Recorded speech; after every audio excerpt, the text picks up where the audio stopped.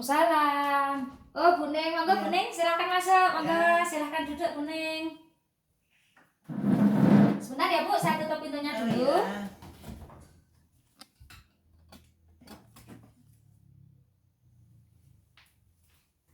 Selamat pagi Bu Neng. Perkenalkan, nama saya Bidan Siswati. Saya bidan di sini. Ada yang bisa saya bantu Bu? Begini Bu, saya kan ini mau lagi hamil 20 Nggih. minggu, mau Nggih. lahiran anak yang ketiga. Nggih, Tapi yang pertama kan normal, Nggih. terus yang kedua itu kan sesar. nggih. Bagaimana caranya kalau mau yang ketiga itu normal lagi gitu? Oh gitu, nggih.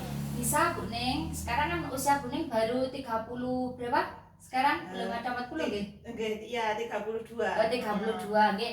Bisa Bu Neng, ini nanti saya akan menjelaskan kepada Ibu Neng mengenai VBAC namanya Bu. Nanti ini jenengan bisa mengetahui secara lengkap sehingga nanti jenengan bisa mempersiapkan apa-apa yang patut dipersiapkan di sini. Namun sebelumnya, apakah Ibu sudah pernah mendengar atau sudah pernah mengerti mengenai VBAC Bu? Oh, belum Bu. Belum. Kalau saya terangkan kersa ya Bu ya? Iya, iya, iya. Ya, mau ya Bu ya. Gini Bu, VBAC itu kepanjangan dari vaginal birth after cesarean atau persalinan pervaginam lewat jalan lahir atau persalinan normal setelah yang kedua tadi toh, yang sebelumnya pernah melalui persalinan yang secara SC atau sesar. Jadi persalinan normal setelah mengalami persalinan sesar. Seperti itu ya Bu ya. Oh, iya. Terus di sini kenapa saya jelaskan mengenai VBAC ini? Karena ya ini ada beberapa keuntungan Bu. Yang pertama ini angka kematian ibu rendah.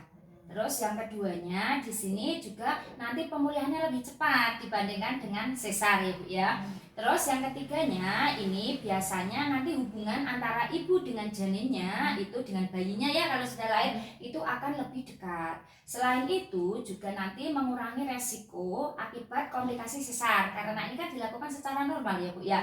Terus yang selanjutnya ini nanti apabila panjenengan kemungkinan besok hamil lagi itu nanti mengurangi resiko pada kehamilan selanjutnya serta mengurangi resiko terjadinya plasenta previa atau solusi plasenta. Maksudnya plasenta atau ari-ari itu di tempatnya bukan di luar tempatnya. Seperti itu ya Bu ya. Jelas ya Bu ya? Jelas. Oke, terus di sini ada faktor-faktor Bu yang mempengaruhi keberhasilan. Karena ini kan tindakan ya, karena dulu sudah pernah sesar kan tindakan ini ada resiko, ada keuntungan dan juga ada faktor-faktor yang mempengaruhi.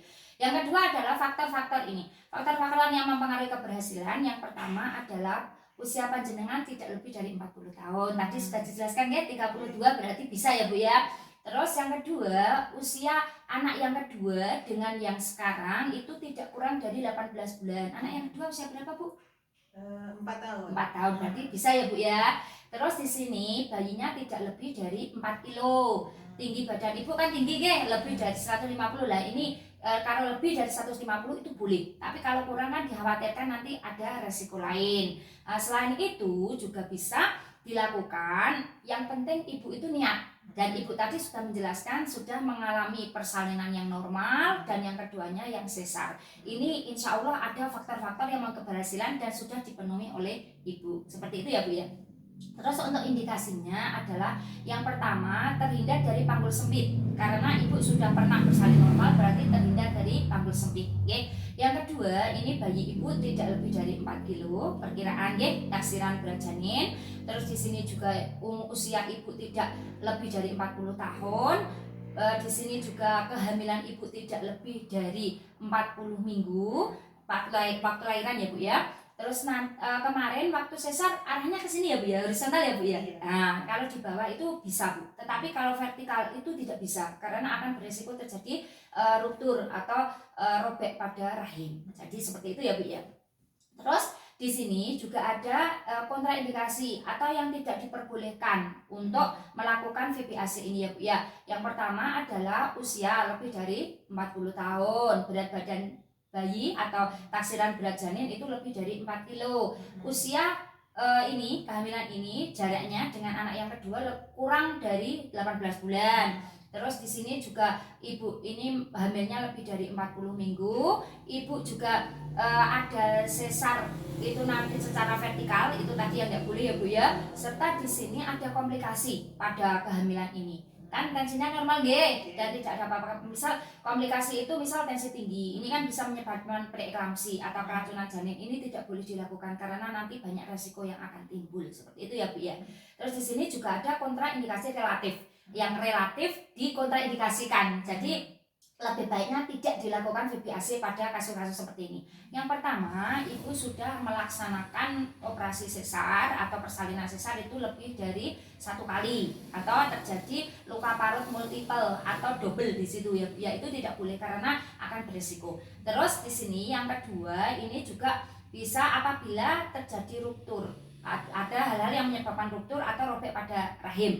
Misal posisi janinnya tidak normal atau mungkin kepalanya tidak di bawah, nggih. Nah, terus sungsang ya Bu ya, sungsang ataupun lintang itu tidak boleh. Atau mungkin berat janinnya kan lebih besar dari 4 kilo, itu kan beresiko terjadi ruptur atau robekan pada rahim ibu. Perlu ibu ketahui bahwa di sini yang namanya tindakan itu pasti ada resiko ya Bu ya. Resikonya adalah yang pertama, ini bisa terjadi tidak terjadi persalinan secara sempurna. Karena apa? Biasanya kan janin taksiran beratnya sekian, tetapi lahirnya sekian. Itu biasanya kan ada perbedaan berat badan taksiran dengan lahir sebenarnya 500 gram gitu, kadang itu ada di situ. Nanti bisa terjadi persalinan normal yang tidak sempurna, mungkin baunya nyantol atau apa, itu bisa terjadi seperti itu. Terus yang kedua, ini bisa terjadi ruptur uteri, yang mana kalau terjadi ruptur akan terjadi perdarahan, kelainan janin, serta bahaya atau yang mengancam janin. Nah, terus yang ketiganya di sini juga bisa apabila ruptur itu tadi kan perdarahan ya Bu ya. Perdarahannya kok terus-menerus tidak bisa dihentikan, itu bisa terjadi perdarahan yang lanjut dan akan dilakukan histrektomi atau pengangkatan rahim ibu. Seperti itu. Jadi ada keuntungan, juga ada resiko. Oke, ada kekurangan, oke.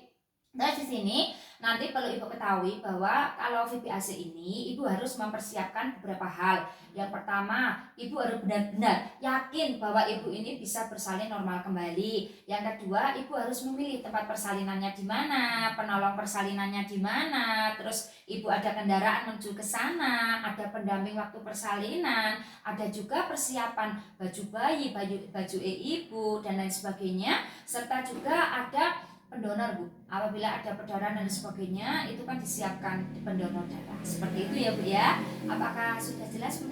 Sudah Bu. Sudah jelas ya. Ada yang mau ditanyakan? Tidak ada Bu. Tidak ada. Nggih. Saya tanya sedikit ya Bu ya. Oh, iya. Tadi kan saya jelaskan tentang VBAC. Kira-kira Bu Ning ini besok bisa nggak bersalin secara VBAC?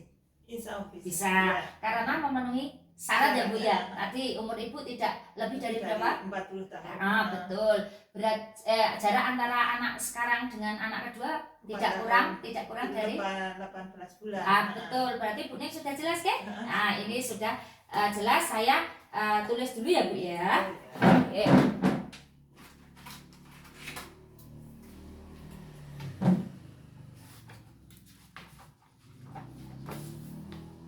Sudah dilakukan KIE tentang VBAC, ibu sudah mengerti.